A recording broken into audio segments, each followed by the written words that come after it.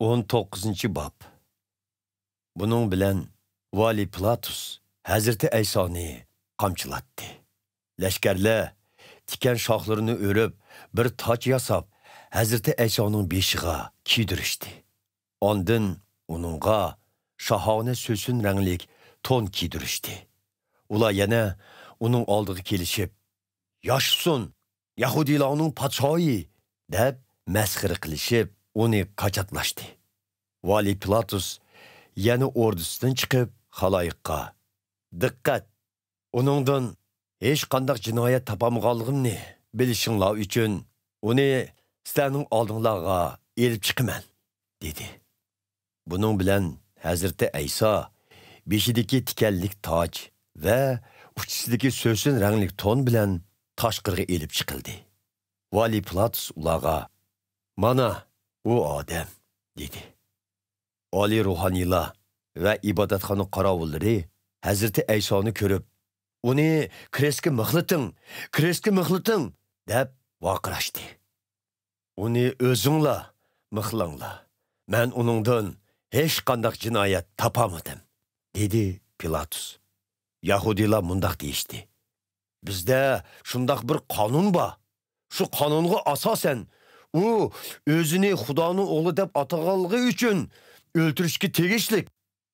Vali Pilatus bu so'zni anglab, texmi qo'rqib, yana o'rtasiga kirib, Hazreti Aysodan, "Sen zodi qayerdan kelding?" deb so'radi. Hazreti Ayso javob bermadi. "Sen bana gap qilmamsan. Seni qo'yib berishga huquqim bo'lganidek, krestga mixlashqimi huquqim borligini bilmamsa", dedi Vali Pilatus. "Sizga erishtin berilmagan bo'lsa, menga nisbatan hech qanday huquqingiz bo'lmagan bo'ladi.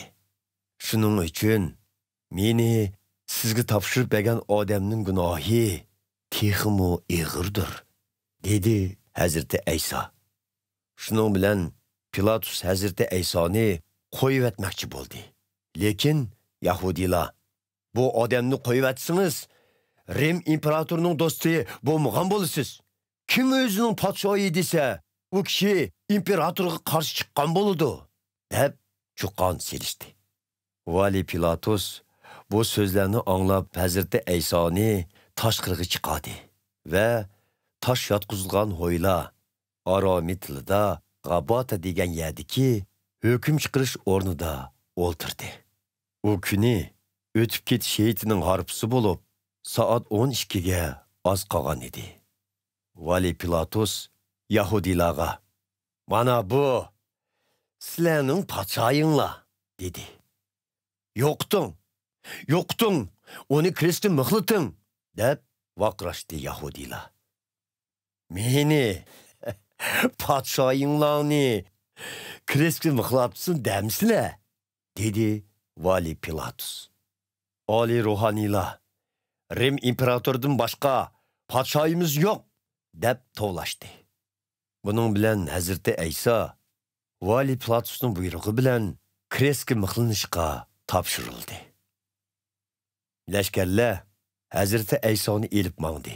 U o'z krestini dumbisiga otib, bosh so'ngak Aromi tilida Golgota degan yerga bordi. Ular uni shu yerda krestga mixlab, krestni tikladi.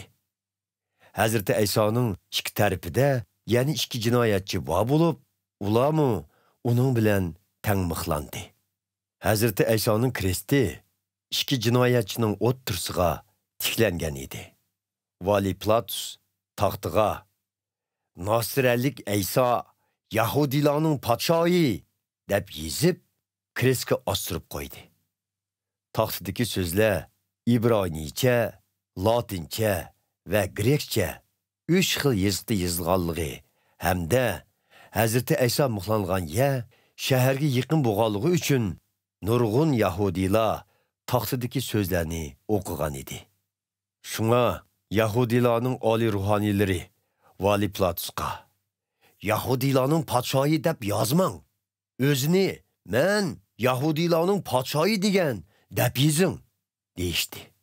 Biroq Vali Pilatus ulağa, yazdığınımni yazdım, dedi. Leşkerle Hazreti Eysa'ni kreski mıxlığandın keyin, onun kiyimlerini ilip, tötkü bölüp, her biri bir ülüşten ilişti. Tonunun içindeki uzun köңlekni mu ilişti. Bu köңlek tikilmegen bulup, üstüden astığa bir yürüş toqulgan idi. Şunun bilen leşkerle bir-biriga, bunu yırtmay, kek tartışaylı, kimgi çıksa, şu asın, deyişti. Bunun bilen mukaddes yazmıladı ki, monu sözle emelge aşırıldı. Tonumni bölüştü ula, köңlügüm üçün tatıştı çekle. Derveke leşkerle şundak kılıştı. Hazreti Eysa'nın krestinin yanında anısının sınısı, Klopa'nın ayalı Meryem ve Mecdellik Meryem'le turattı. Hazreti Eysa anısı bilen özü yaxşı gördüğün şagirtinin birgi tuğallığını görüp anısıga "Ana, bu sizning oğlunuz bolsun," dedi.